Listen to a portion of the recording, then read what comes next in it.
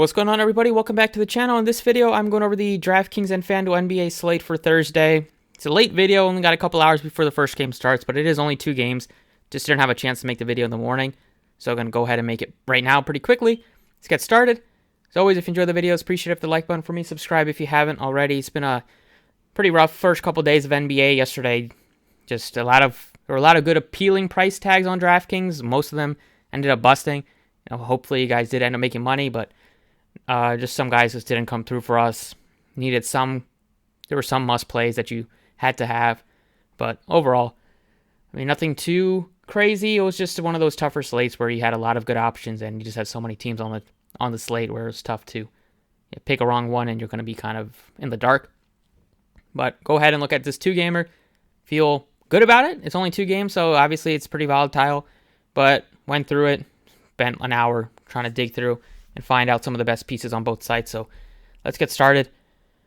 First up at point guard, we have Harden, who coming off of a great game. There's always talk about him looking really good in training camp, and he ended up making it look like that in the actual game, in the regular season, in the first one at least. Put up 35, was very efficient, 9 of 14, made 5 of 9 3-pointers, 12 of 12 from the free throw line, and it was against a pretty good Celtics defense, and that game ended up going well over the total after it was projected to be pretty low scoring with 2 good defensive teams. 9K, I prefer some of the bigger payups in terms of the bigs, like Giannis, LeBron, Embiid, Davis, instead of going to the guard payups on DraftKings at least. A little bit different on FanDuel, but personally, and we also have a lot of value guards, so I like Harden if you're making a lot of teams. If you're making 1 or 2, he won't be in mine. Holiday is a little bit lower than him, 79. He looks great. He's going up against his former team.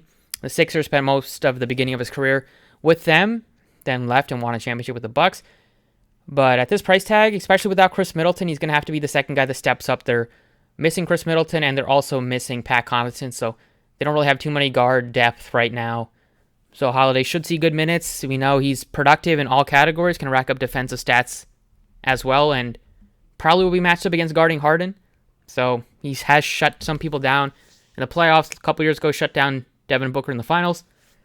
So I like Holiday a lot at that price tag. Westbrook, talked that they would bring him off the bench, but then he complained that his hamstring issue happened because he did come off the bench in one of the preseason games. So they ended up having him start. Well, we'll see how long that lasts. They lost, not surprisingly. Westbrook shot decently, but they're just not a good spacing team with him out there. And you're not really going to count on Westbrook making 7 of 12 shots for a guy that was sub 30% from 3 last year, only 44% from the floor. And a lot of those were coming out the basket. Got to start with Tyrese Maxey again, I'd say, at $5,200. He played the most minutes of the Sixers guys in the first game, 38 minutes right out of the get-go. Doc Rivers didn't mess around with his young rising star. Played well, 21 points. It was a James Harden show in terms of the peripherals, but he still put up north of 20, got 16 shots, which is good to see. And he's going to have some games where he gets some assists and rebounds, just runs into them, playing north of 35 minutes a night. That price tag is just really tough to pass up on when he's only a couple hundred more than John Wall, 500 more than Terrence Mann. Those guys coming off the bench, not going to see probably half the minutes that Maxey's going to see. Value-wise, not looking at George Hill at 43. He's pretty pricey. I'd rather go to Pat Bev. DeAnthony Melton also played 20 minutes for the Sixers. He played the most minutes of the team off the bench, but he wasn't that productive. However, he's still going to get opportunities. He brought him over from Memphis for a reason, and just 1 game sample is not going to make me shy away from him at this price tag. He's viable. There are some guys like Starter that's a little bit more expensive than him, only $300, so I slide with Pat Beverly, but I don't mind if you wanted to go to Melton, and I probably like Kendrick Nunn, also cheaper than Melton by $100, not too much of a difference, but he's played really good in the preseason. He played well in the first game. If Westbrook comes out struggling, or if they're not getting much production from Lonnie Walker, then he could see more minutes for Kendrick Nunn. And he has shot the ball really well over the past couple of games that he has played, and that started with the preseason. But Patrick Beverly, plug him in at the shooting guard position just because he's so cheap, $4,100. He played 25 minutes, gave you defensive stats, which is going to help his fantasy score, especially over on FanDuel. But he had 6 stocks in the first game, just 3 points, 2 rebounds, 2 assists.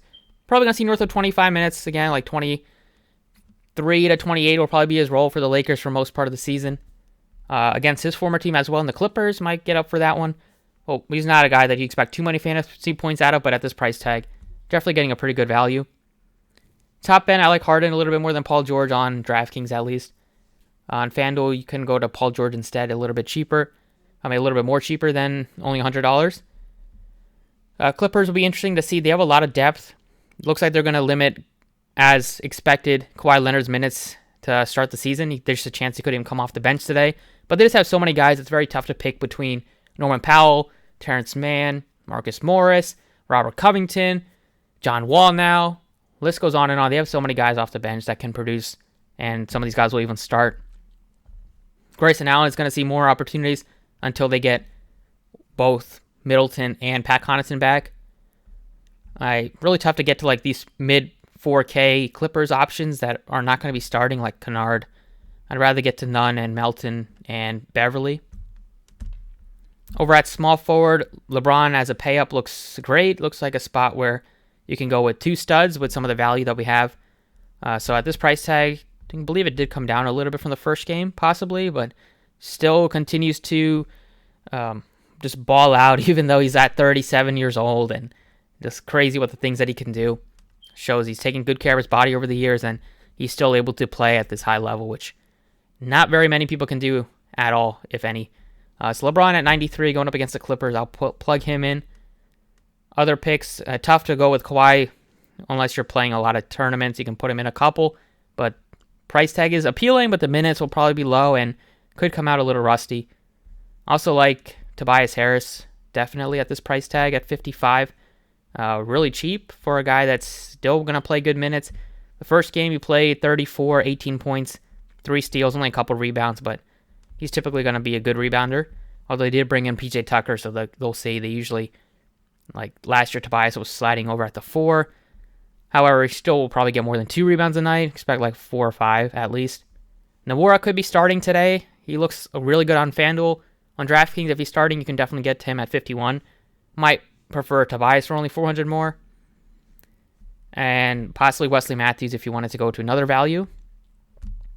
Power forward, gonna look to get up to Giannis too. He's my favorite pay up.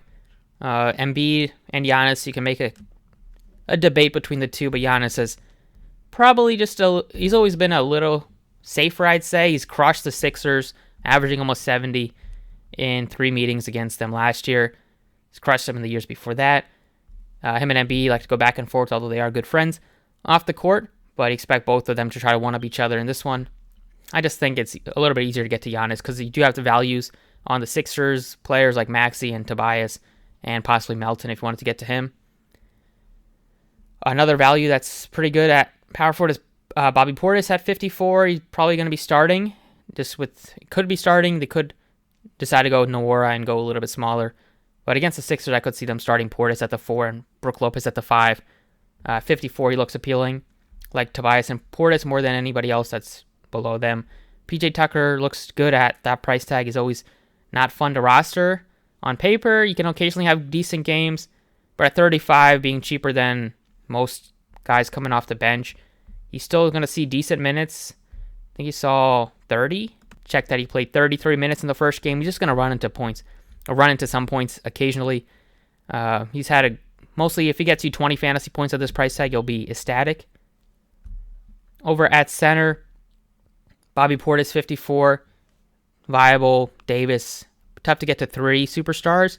You can try to do it, but not the easiest thing to do. Tucker and Harrell he's going to play backup minutes to Embiid, so in a game like this, in a marquee matchup, you could see Harrell only play like 15 minutes or so not that interested there. Rather get a Portis.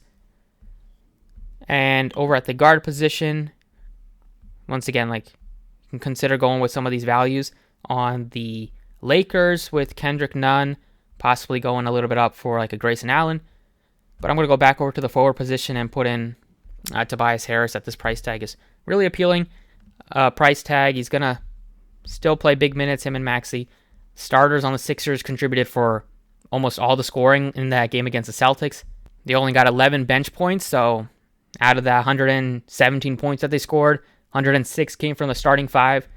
Tobias was effective scoring-wise. Hopefully they can do a little bit more with the peripherals. But that's what I like for the DraftKings Core 5. For this 2-gamer, let's go ahead and look at FanDuel. All right, over on FanDuel at the point guard position, it's a little bit tougher. You got more guys priced up, not that many good options. Just personally, besides the top couple of pay-ups and Harden, and Holiday is pretty expensive at 88. I'd probably like to get a Harden if I can. Don't mind Holiday, but I'm looking to get a little bit cheaper. The only guy that's really in the 6K range that you feel comfortable with is Tyrese Maxey. Don't really feel good about John Wall coming off the bench. And Reggie Jackson, we'll see. They just have so many guys. He looks okay at $5,400, assuming he plays. That could be viable.